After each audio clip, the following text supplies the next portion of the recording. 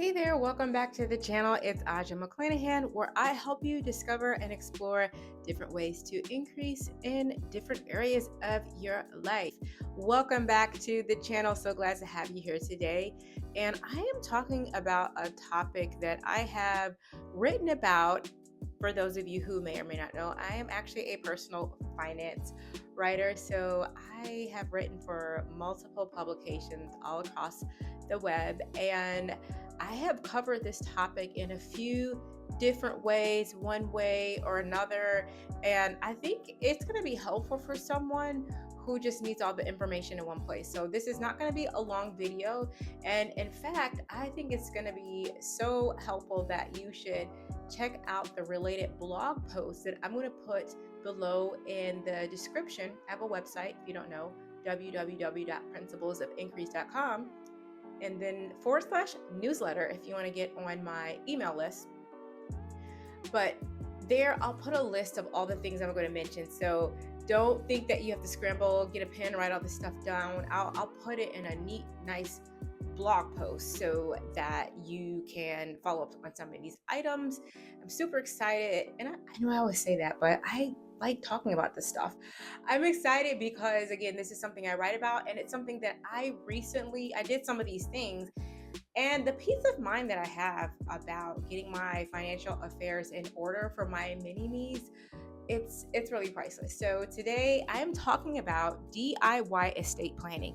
Now, disclaimer, I'm not a lawyer, I'm not an accountant, I'm not a financial advisor. So this information is for entertainment purposes only. Make sure you consult with a professional so that you can get an opinion and a course of action that is appropriate for your particular situation. So I have to say that. But again, in this video, I can talk about some of the things that I've done, that I've seen other people do when it comes to making sure that you are preserving your financial legacy down into the next generation. And some of you watching this might say, well, I don't even have any kids. I don't have any money. None of that matters, because let's say you don't have any kids or anything and you pass away. Who's going to handle your funeral expenses? Who's going to take care of your final arrangements? What's going to happen if you owe some money to someone somewhere? You don't want to stress people out in your life unnecessarily, even though you don't have kids. Do you want your mom or your baby sister to have to think about paying money or, pulling their hair out to handle your final arrangements? No, you don't. So this is still an act of consideration for people that you love in your life. So it's something that can be like an act of love, an act of consideration for those that are closest to you. So I will say that these tips are going to be helpful because you don't need to have a lot of money to do some of these steps. It is ideal to get an estate planning lawyer, someone familiar with these topics. But in the interim, while you're waiting for the money to do all that, some of these tips are going to be super helpful. So the first thing you want to do, and this is really simple, is just make sure you share all of your financial information, including your password or any legal professionals you deal with, or I'll say any technical help you get, which can include legal or financial professionals. So what do I mean by that? So your passwords to get into your bank account, to pay some of your important bills like your mortgage or your utilities, anything that someone may need to have access to in the case that you were incapacitated or you transition from this life. You want your family members to have access to this information. I like using password managers like LastPass. There's some other ones that have different names, I'm not sure, but research one that works for you, and you can share that with all the people you like. In many cases, you can hide the passwords if you don't want them to have it. You could just give them access through the password manager, and they're really inexpensive, and it gives you the opportunity to share important information with the people who are going to need it most if you're not able to make decisions for yourself or access your information. And the other point I want to mention that speaks on this is that there are some people who are not going to use a password manager, especially if they're in our parents or even grandparents. Some of us have grandparents that are still alive, and are they going to use a password manager? No. So I want to suggest that you check out, they have these things that are called like If I Die binders, some kind of journal or notebook to collect all this information. I have a friend who has the My Coins journal. So that's another great viable alternative, and I think should just introduce like a secure case to keep important documents, so that way you get it, because some people are like, I don't want just paper and stuff sitting around. Well, there's a way you can lock it up and keep it secure. So any one of these are options to save your important sensitive financial information.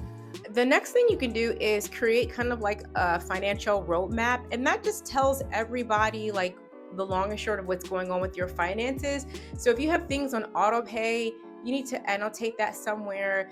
If you are regularly transferring money from this account to that account, or you have, like me, you have like multiple bank accounts all over. So you want to make sure that somehow people can understand, like, again, if in case that you couldn't pay your bills or you couldn't, make decisions for yourself, how does somebody put all this together and get all of your financial obligations taken care of when you can't? So I would just call that quite simply a financial roadmap.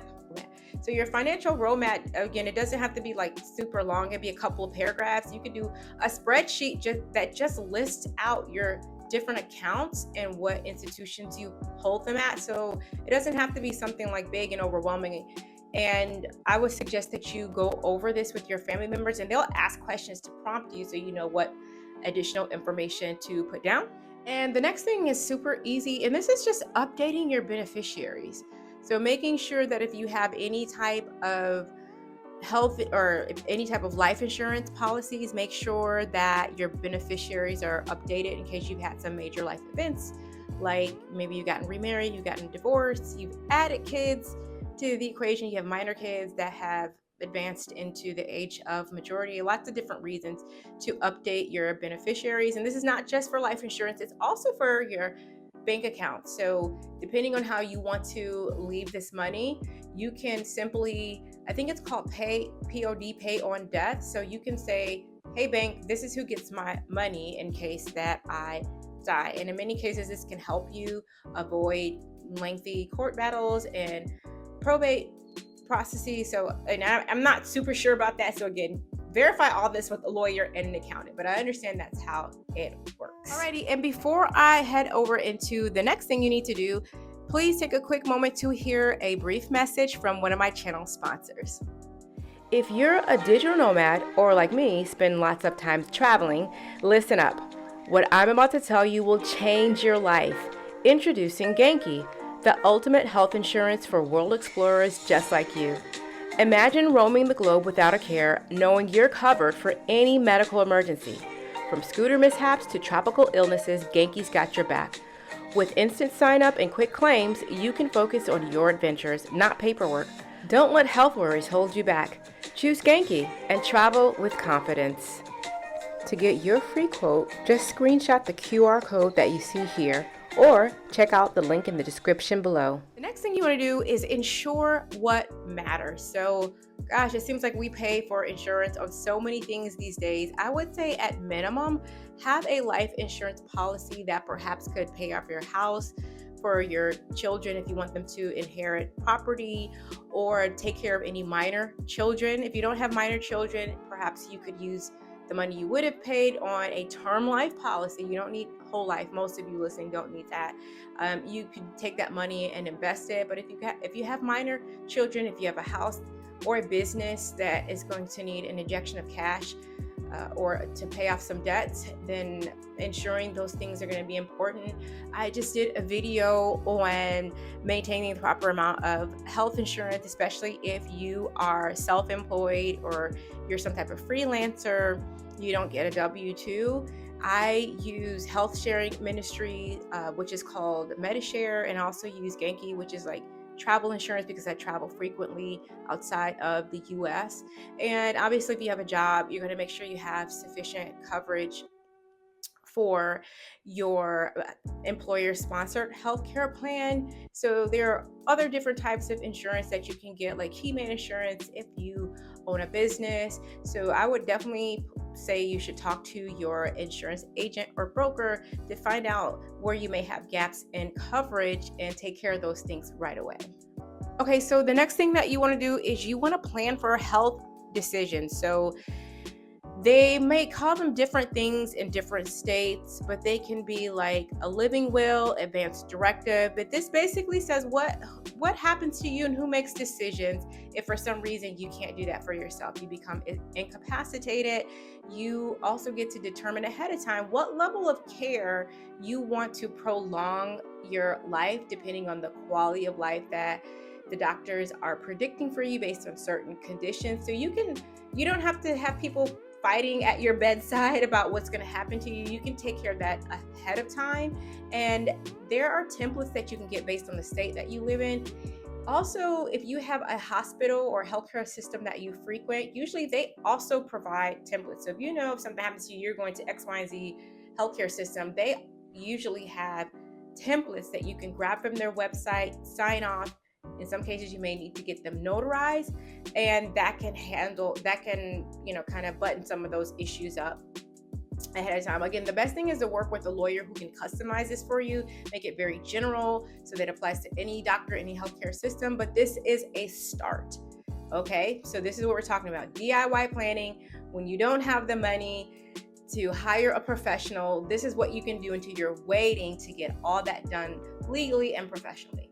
The next thing that you can do is you can use online will templates. So I think there's one maybe called a Legal Depot. Forgive me, I don't have all the names memorized because I've used different services over the years. I'll post some links below, and also you can head to my website, principlesofincrease.com/DIY estate planning, and I'll make sure that there's a post there that outlines all this information and gives you some tips.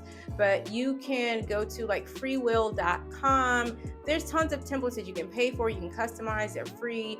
And then I use a service called, I believe it's proof.com, where you can get it notarized, and they'll provide witnesses so that your will is legit. Make sure that you put all this information somewhere where your beneficiaries and your loved ones can find it.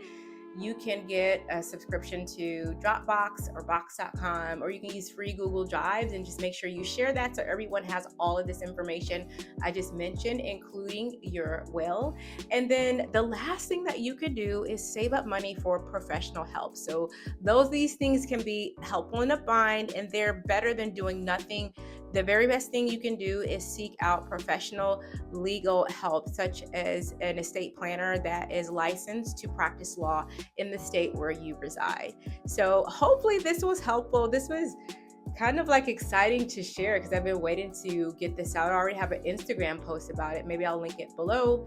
And yeah, thanks so much for your viewership. I appreciate your support, and I'll catch you in the next video.